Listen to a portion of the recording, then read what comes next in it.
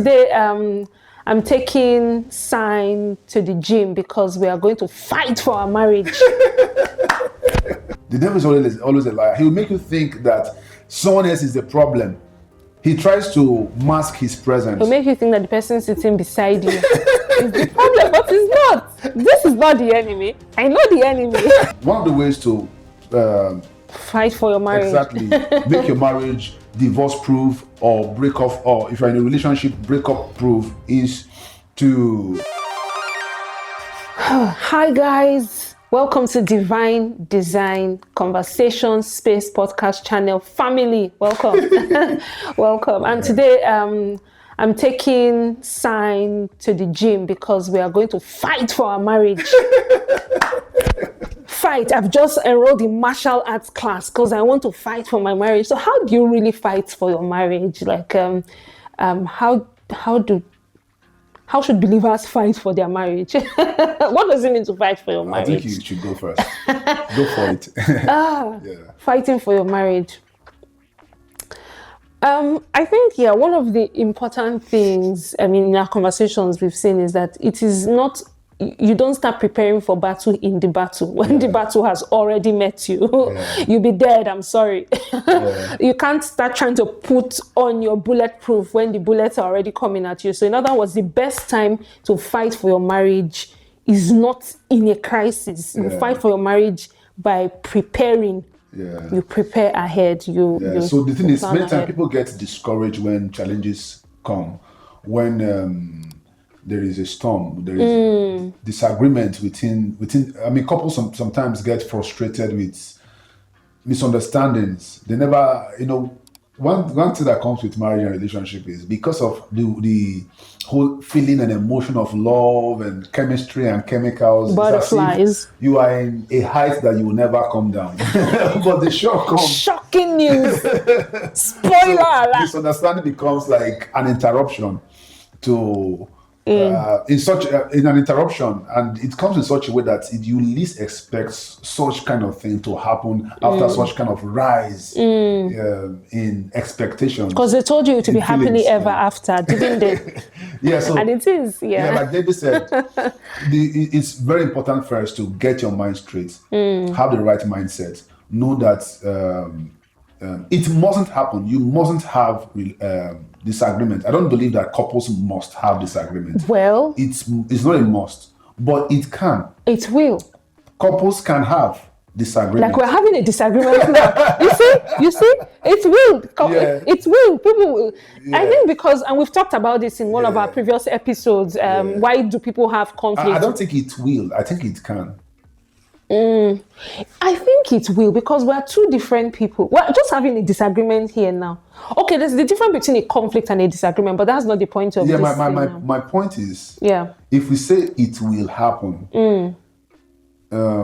it looks like we are trying to predict an outcome which may not always be the same for everyone. They are not all couples generally have disagreement. Well, I don't know. If you've never had a disagreement, please post it in the comment section. No, what I'm saying is, I can't speak for everyone. No, I get your point. I've definitely had couples that said that they have never disagreed.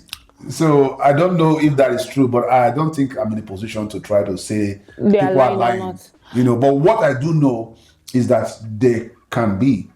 It can happen. Okay, so let's take that. I wouldn't say it will happen.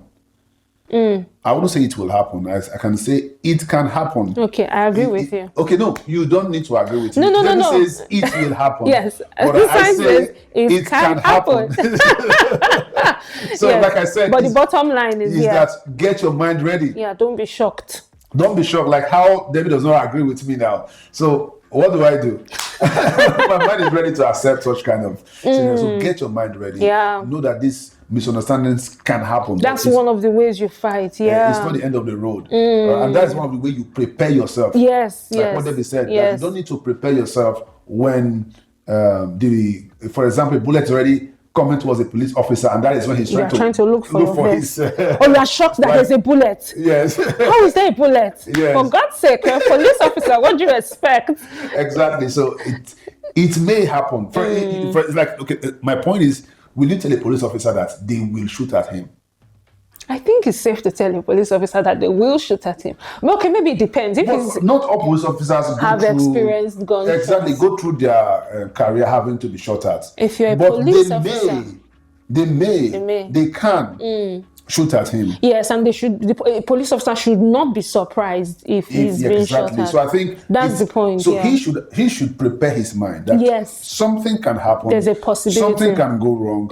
So I shouldn't say that it will never happen. That is a very wrong extreme to be. I should be in the good mental frame to anticipate such kind of thing in case it happens, and to prepare for the best, to prepare to win. And this is not, because as believers, as word of faith people, sometimes we like to deny the possibility of faith. Does not deny the fact. Faith sides with the truth. It sides with God's word. So faith is not denying that, oh no. So this is not, in other words, when we say anticipate or have the right mindset, we're not saying expect evil. No, we expect to see good all the days of our lives.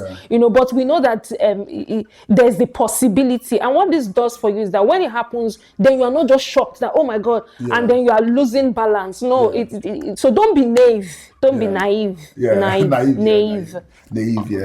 Yeah. So that's the first one. And the second thing to know is that to know who your enemy is.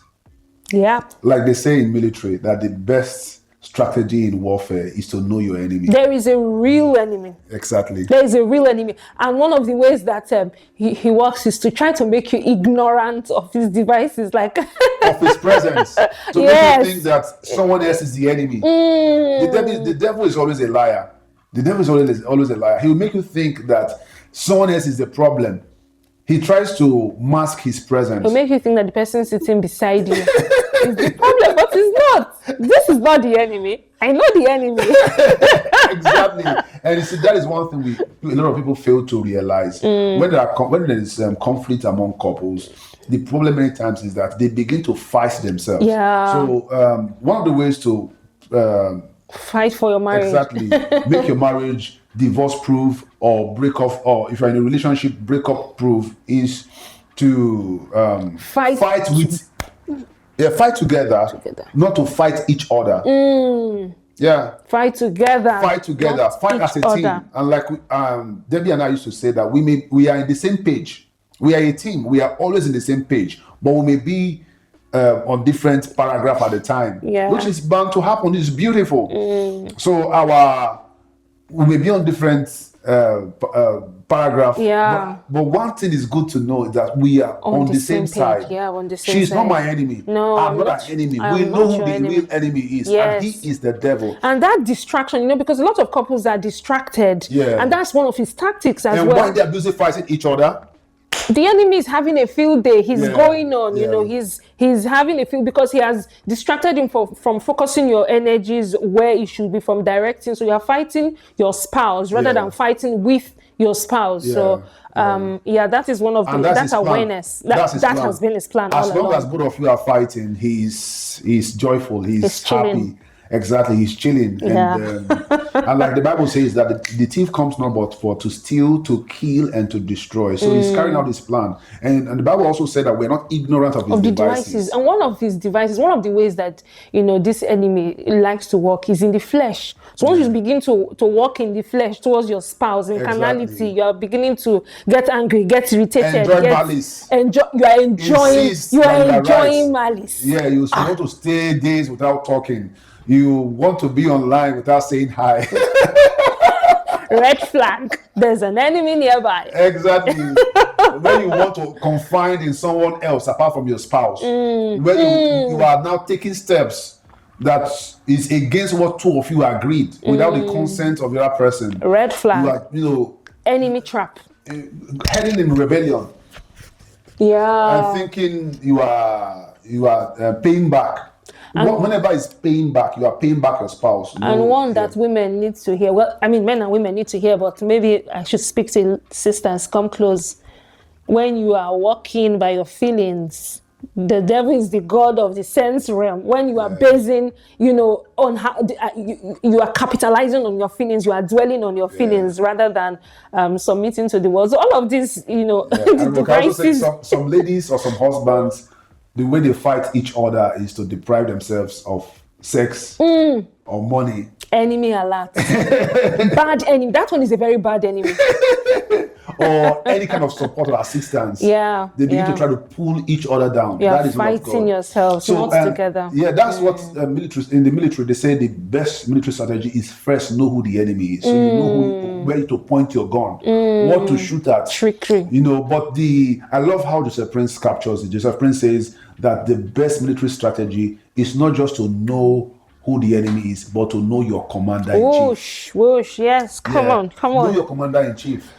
And I think that is actually something very important. That is important. So just in case you think we were glorifying the enemy, spoiler alert, no, we're here with the commander. That is the best thing you can do. Because many times the enemy himself used to disguise as not an enemy. So if you don't know your commander-in-chief, you will fall for his trap. You will. It is your commander-in-chief that is capable to help you always expose your enemy, always know what direction to truly face. Yeah, exactly. And that's a very important point you've made, because many times when people talk about fighting for their marriage, they go about it using the weapons of our warfare are not carnal. They are mighty through God to the pulling down of strongholds, casting down imaginations. We've talked about some of these imaginations. People think that you don't fight for your marriage with your physical wisdom. There's a limitation.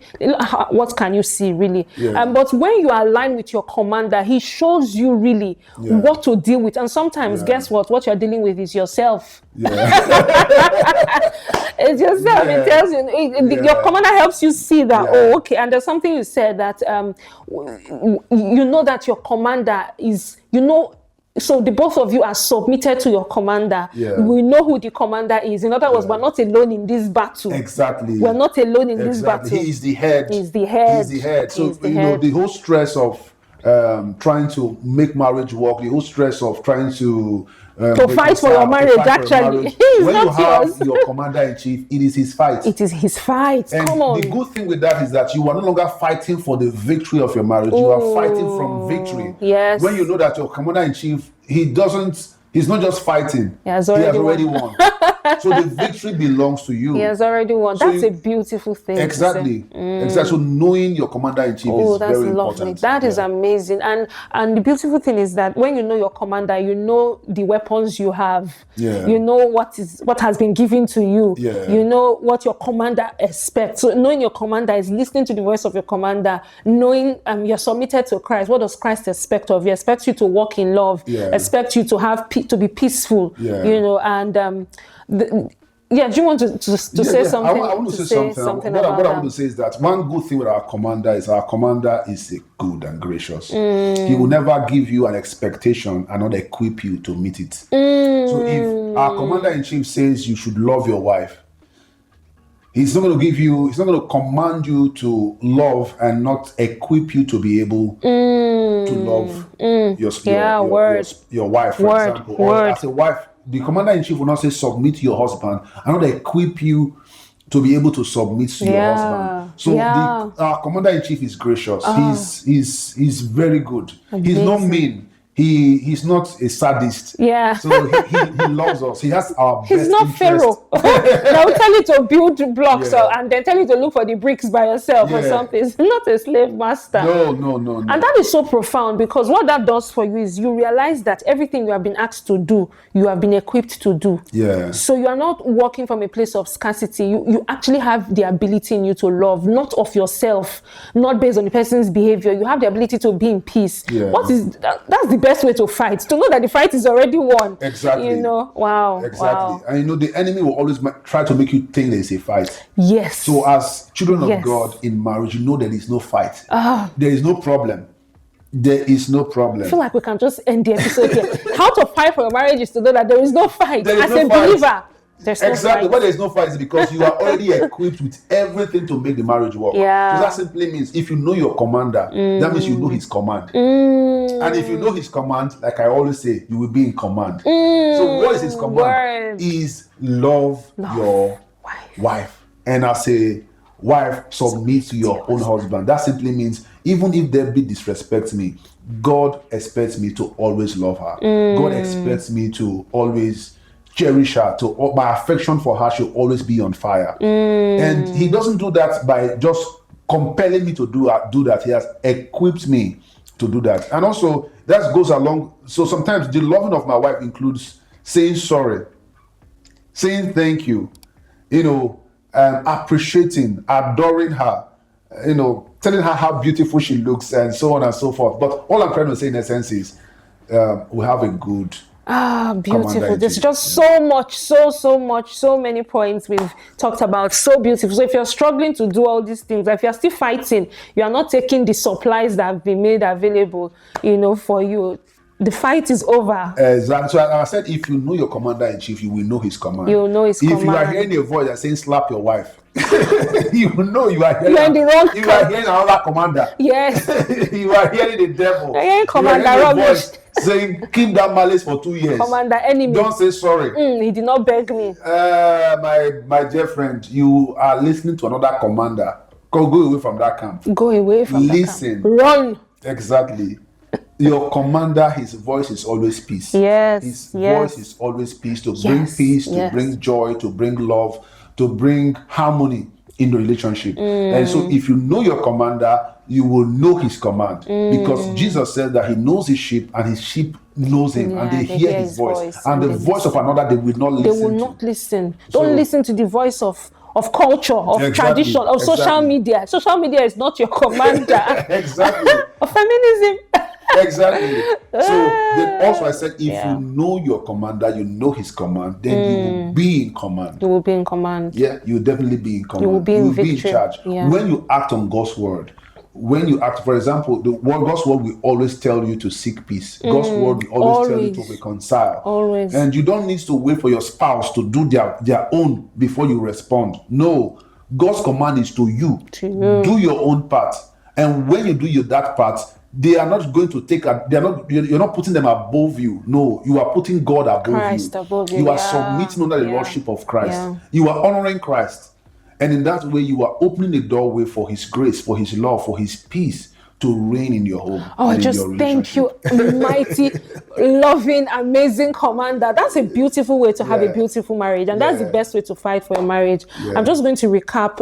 We've said, don't be naive. Know that conflict can happen. Exactly. Conflict can happen. So don't be shocked about that. We've also said is not your enemy. Your spouse is not the enemy. So fight together, not each other. Yeah. Fight together, not each other. We've also said, know that there's an enemy. It's not your spouse, not the person sitting next to you. Yeah. Know that there's an enemy. There's a bad devil, and he will use different means. He likes to masquerade like he's not the one, but we know him.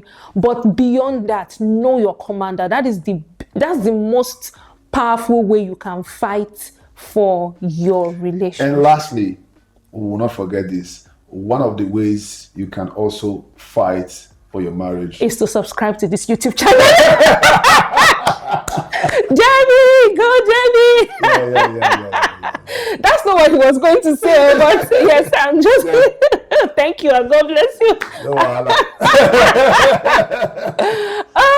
if you got this far in the video, you're just amazing. Thank you so much for watching, and catch the next point in the next video. Yeah, and like we always also say, share with your spouse. Yes, share with the person you're going to get married to. Yeah. Also share with another single believer or another married believer. Be a blessing. By blessing them with this blessing. Stop sharing bad news. Yeah, be a blessing. Listen to the voice of your commander. And you and people in your space will be in command. Thank you.